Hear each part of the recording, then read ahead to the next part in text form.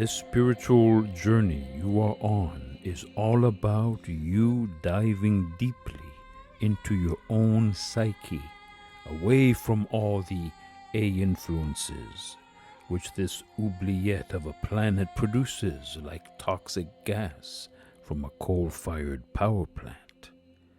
You are on a hero's journey.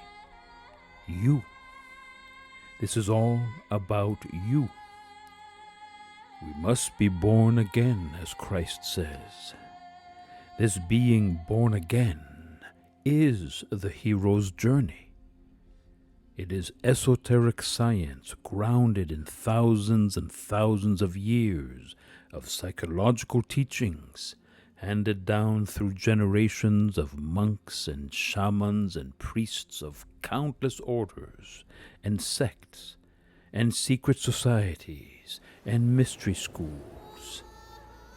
It is not accessible simply through a YouTube subscription, a book purchase, an ice bath, a new crystal, or a new breathing technique.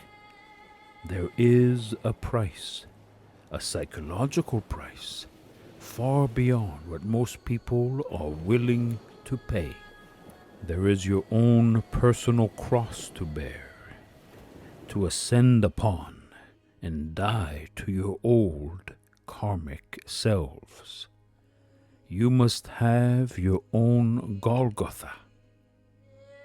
If you are not willing to face this test, then your spiritual journey should be called something else. To inherit your spiritual destiny and be children of light, you must remove the past psychic trauma and experiences and influences which are holding you back on your evolutionary path. As the French Jesuit Pierre Teilhard de Chardin prophesied, the next evolutionary step for humanity is psychic in nature, not physiological. We must be born again, as Christ tells Nicodemus in John 3.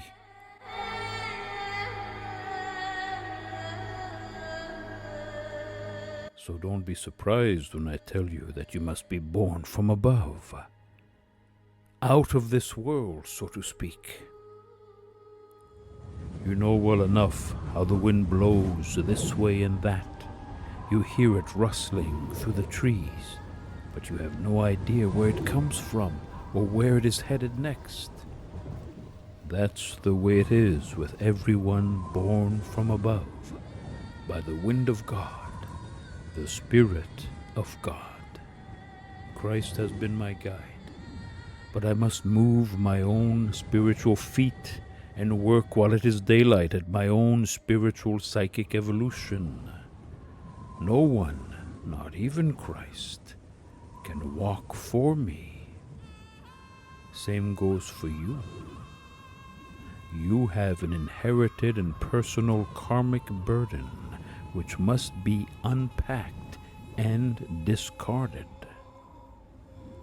Obstacles must be removed, overcome, ignored, fought, and destroyed for you to successfully reach theosis.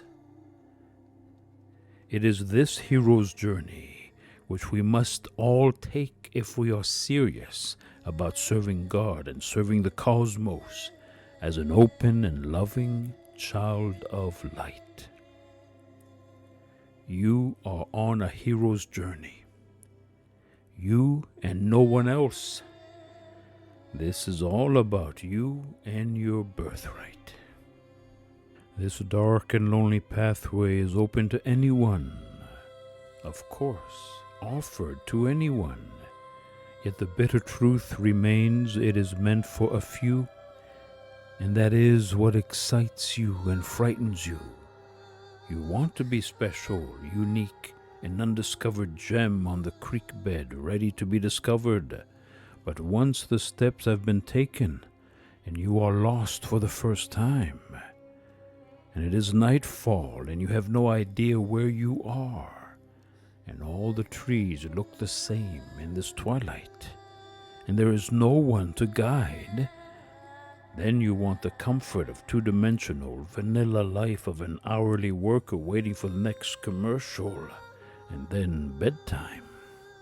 And tomorrow the same and the same and the same until your body dies and the universe performs what Boris Muraviev calls an astral abortion, and you fade into nothing.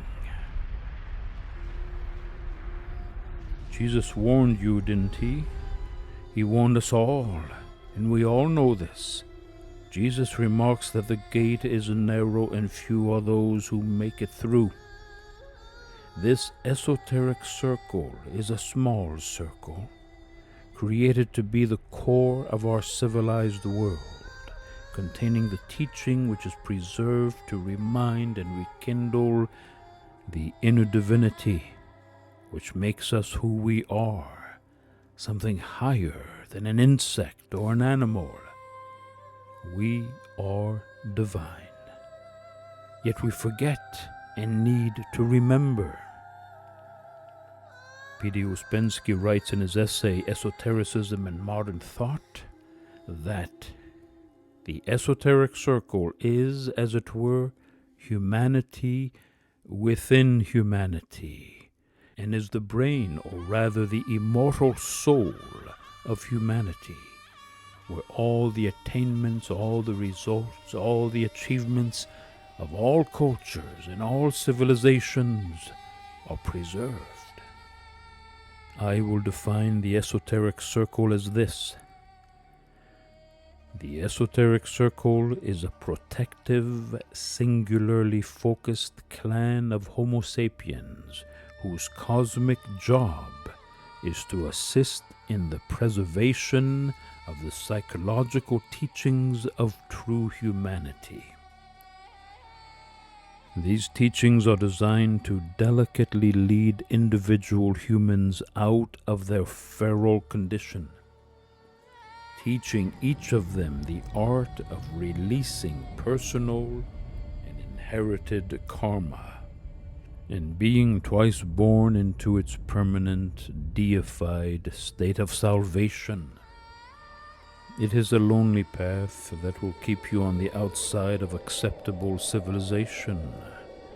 You will be a stranger to the world, living outside the comfortable confines of acceptable civilization, which is today riddled with so much barbarism that it's hardly distinguishable from a brutal pack of wild, feral humans living from day to day, huddled around a pitiful flame in some dank, stinky cave. You'll realize that you've never fit into your social setting, into your family, into your community, into your society, into your civilization. Your pre-existent self is a stranger in a strange land. It is a blessed day indeed when you realize this during your lifetime. If you do realize this, it is time to move on from your inherited past and begin to live in true freedom.